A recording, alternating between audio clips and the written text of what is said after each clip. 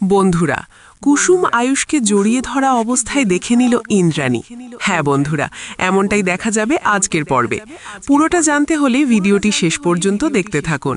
নমস্কার বন্ধুরা, আপনি দেখছেন বাংলা সিরিয়াল, আপনার প্রিয় বাংলা সিরিয়ালের রিভিউ আপডেটের ঠিকানা। কুসুম ধারাবাহিকের আজকের পর্বে দেখা যায় গুরুদেব বিপদের ইঙ্গিত দিতেই ইন্দ্রাণী এবং রাজ মিলে বেরিয়ে পড়ে আশ্রমে যাওয়ার উদ্দেশ্যে। যেতে যেতে ইন্দ্রাণী খুব চিন্তা করতে থাকে আয়ুষকে নিয়ে। রাজ তখন ইন্দ্রাণীকে বলে, ইন্দ্রাণী, তুমি এত দুশ্চিন্তা করো না, ভগবানের উপর ভরসা রাখো, আমাদের আয়ুষের কিছুই হবে না। আমরা বা আমাদের সন্তানেরা কখনো কোনো অন্যায় করিনি, তাহলে ভগবান কেন আমাদের শাস্তি দেবেন? আমার মন বলছে আয়ুষ সুস্থ আছে, এতক্ষণে সে মন্দিরে পৌঁছে গেছে। অপরদিকে আয়ুষ আর কুসুম মন্দিরে পৌঁছে যায়। গুরুদেব তখন বলে, তোমরা এসে গেছো, ঠিক আছে, আমি পুজোর সমস্ত ব্যবস্থা করছি, ততক্ষণ তোমরা মন্দিরটা ঘুরে দেখো। এই বলে গুরুদেব পুজোর জোগাড় করতে চলে যান। কুসুম আর আয়ুষ মিলে মন্দিরের চারপাশ ঘুরতে থাকে। ঠিক তখনই একজন লোক এসে কুসুমের সামনে দাঁড়ায়। সে বলে, প্রসাদ নেবেন? কুসুম বলে, প্রসাদ নেব না কেন, বলে হাত বাড়ায়। কিন্তু লোকটা প্রসাদ না দিয়ে কুসুমের হাত থেকে নোয়া বাঁধানোটা খুলে নিয়ে দৌড়ে পালায়। কুসুম চিৎকার করে ওঠে। আয়ুষ দৌড়ে এসে জিজ্ঞেস করে, কি হয়েছে? কুসুম বলে, একজন লোক আমার হাত থেকে নোয়া খুলে নিয়ে পালিয়েছে। সঙ্গে সঙ্গে আয়ুষ লোকটার পেছনে ছুটে যায়। কুসুম পেছন থেকে চিৎকার করে বলে, ছোট সাহেব, আপনি যাবেন না। কিন্তু আয়ুষ কারো কথা না শুনে ছুটতেই থাকে। গুরুদেব দূর থেকে দেখে বলেন, ঘোর বিপদ, এভাবে যাওয়া ঠিক হলো না। আয়ুষ জঙ্গলে ঢুকে লোকটাকে ধরে ফেলে। তখন 4-5 জন গুন্ডা এসে আয়ুষকে ঘিরে ধরে। তারা আয়ুষকে মারতে শুরু করে। আয়ুষ মাটিতে পড়ে যায়। ঠিক তখনই দেবলীনা এসে আয়ুষকে অজ্ঞান করার ইঞ্জেকশন দিয়ে দেয়। আয়ুষ অজ্ঞান হয়ে যায়। এদিকে কুসুম বুঝতে পারে আয়ুষ ফিরছে না। সে ছুটতে থাকে। রাস্তায় আয়ুষের ফোন পড়ে থাকতে দেখে বুঝতে পারে বড় বিপদ হয়েছে। অন্যদিকে গুন্ডারা আয়ুষকে তুলে নিয়ে যায় একটি পরিত্যক্ত ঘরে। সেখানে ইট সিমেন্ট দিয়ে আয়ুষকে জ্যান্ত কবর দেওয়ার প্রস্তুতি শুরু হয়। দেবলীনা এসে বলে, দ্রুত কাজ শেষ করতে। সে অট্টহাসি দিয়ে বলে, আজ গাঙ্গুলি পরিবারের শেষ দিন। ইন্দ্রাণী গাড়িতে বসে ছটফাট করতে থাকে। তার মনে অজানা আশঙ্কা। কুসুম ফোন হাতে নিয়ে কাঁদতে থাকে এবং আবার ছুটতে শুরু করে।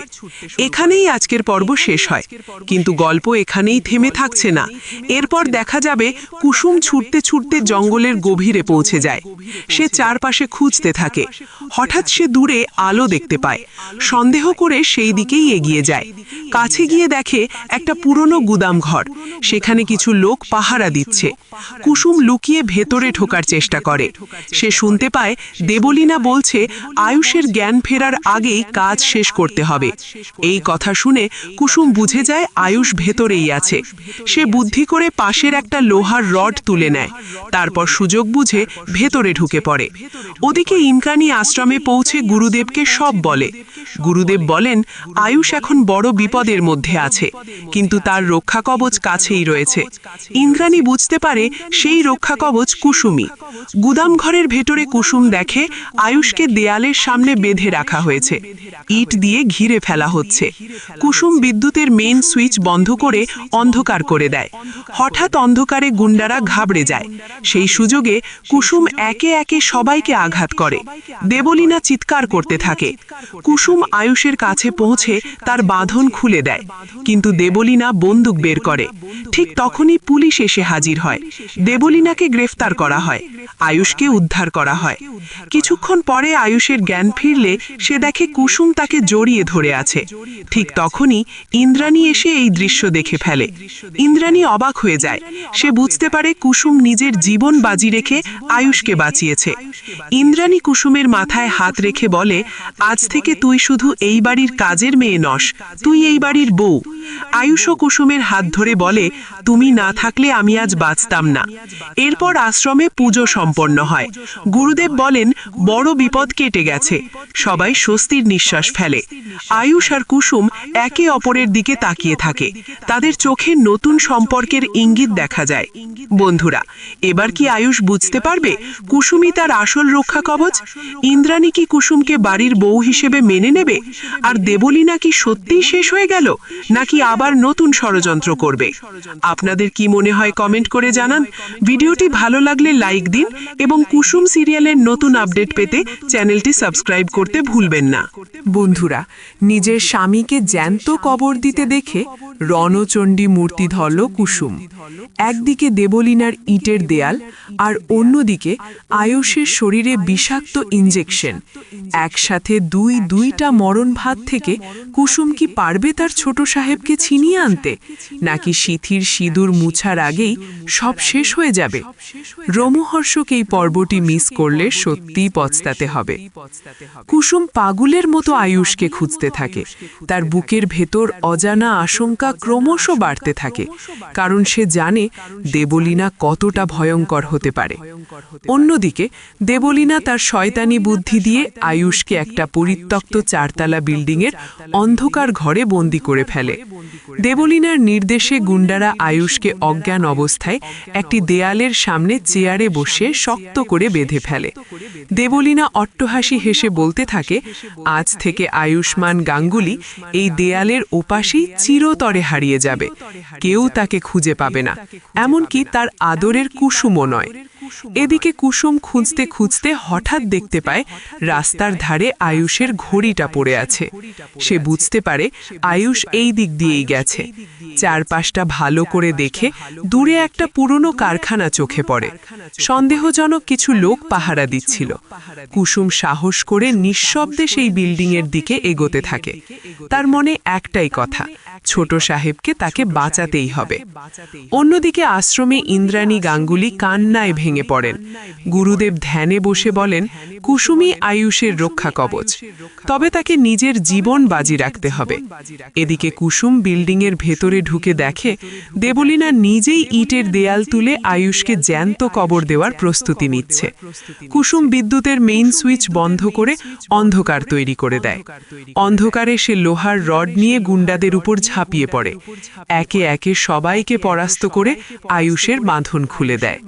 ঠিক তখনই দেবলীনা পিস্তল বের করে গুলি করতে যায়, কিন্তু রাজশেখর বাবু ও পুলিশ এসে হাজির হয়। দেবলীনাকে গ্রেফতার করা হয়। আয়ুষকে উদ্ধার করে আশ্রমে নিয়ে যাওয়া হয়। সবাই বুঝতে পারে কুসুমই আসল রক্ষাকর্ত্রী। কিন্তু গল্প এখানেই শেষ নয়। দেবলীনা জেল থেকে যাওয়ার আগে নতুন ষড়যন্ত্র করে যায়। একটি চিঠিতে জানা যায় আয়ুষের শরীরে দেওয়া ইনজেকশনের প্রভাব এখনও কাটেনি। 24 ঘন্টার মধ্যে প্রতিষেধক না পেলে আয়ুষের স্নায়ু বিকল হয়ে যাবে। কুসুম বিয়ের সাজ খুলে প্রতিষেধক আনতে বেরিয়ে পড়ে। ঝড় বৃষ্টি উপেক্ষা করে সে দেবলীনার সহযোগীর কাছে পৌঁছে প্রতিষেধক উদ্ধার করে। সময়মতো ইনজেকশন দিয়ে আয়ুষকে বাঁচিয়ে আনে। এরপর আশ্রমে আয়ুষ ও কুসুমের বিয়ে সম্পন্ন হয়। গাঙ্গুলি বাড়িতে কুসুম বড় বউ হয়ে প্রবেশ করে, কিন্তু নতুন করে আবার উত্তেজনা শুরু হয়। দেবলীনা জেল থেকে হুমকি পাঠায়। সে বলে কুসুমের সংসার সে ভেঙে দেবে। কুসুম এবার আরও শক্ত হয়ে ওঠে। সে সিদ্ধান্ত নেয় যে কোনো বিপদ সে নিজের বুক দিয়ে ঠেকাবে। এক রাতে হঠাৎ গাঙ্গুলি বাড়ির বিদ্যুৎ চলে যায়। বাড়ির অন্দরমহলে অদ্ভুত শব্দ শোনা যায়। কুসুম সন্দেহ করে আবার কোনো ষড়যন্ত্র চলছে। সে ধীরে ধীরে ঠাকুর ঘরের দিকে এগোয়। সেখানে গিয়ে দেখে দরজা খোলা আর প্রদীপ নিভে গেছে। কুসুম দ্রুত প্রদীপ জ্বালিয়ে প্রার্থনা করে এই বাড়ির ওপর যেন কোনো অশুভ ছায়া না পড়ে। পরদিন সকালে আয়ুষ অফিসে যাওয়ার প্রস্তুতি নিচ্ছিল। হঠাৎ তার মাথা ঘুরে যায়। ডাক্তার এসে বলে ইনজেকশনের পার্শ্ব প্রতিক্রিয়া এখনো পুরোপুরি যায়নি। কুসুম সারা দিন আয়ুষের পাশে থাকে, নিজের হাতে ওষুধ খাওয়ায়। আয়ুষ বুঝতে পারে কুসুম ছাড়া তার জীবন অসম্পূর্ণ। এদিকে বাড়ির বাইরে কিছু সন্দেহজনক লোক ঘোরাঘুরি করতে থাকে। কুসুম বিষয়টি লক্ষ্য করে রাজবাবুকে জানায়। পরে জানা যায় দেবলীনার লোকেরা আবার হামলার পরিকল্পনা করছে। কুসুম আগে থেকেই পুলিশকে খবর দেয়, ফলে বড় বিপদ এড়ানো যায়। গল্পে নতুন মোড় আসে যখন কুসুম জানতে পারে দেবলীনার আরও একজন সহযোগী বাড়ির ভিতরে লুকিয়ে আছে। কুসুম বুদ্ধি করে সবার সামনে নাটক করে। সে ভান করে যে আয়ুষকে নিয়ে বাইরে যাচ্ছে। সেই সুযোগে গুপ্তচর ধরা পড়ে যায়। সবাই বুঝতে পারে কুসুম শুধু সাহসী নয়, খুব বুদ্ধিমানও। ধীরে ধীরে গাঙ্গুলি বাড়িতে শান্তি ফিরে আসে। আয়ুষ কুসুমের হাত ধরে বলে, তুমি না থাকলে আমি আজ বেঁচে থাকতাম না। কুসুম লাজুক হেসে বলে, আমি শুধু আমার কর্তব্য করেছি।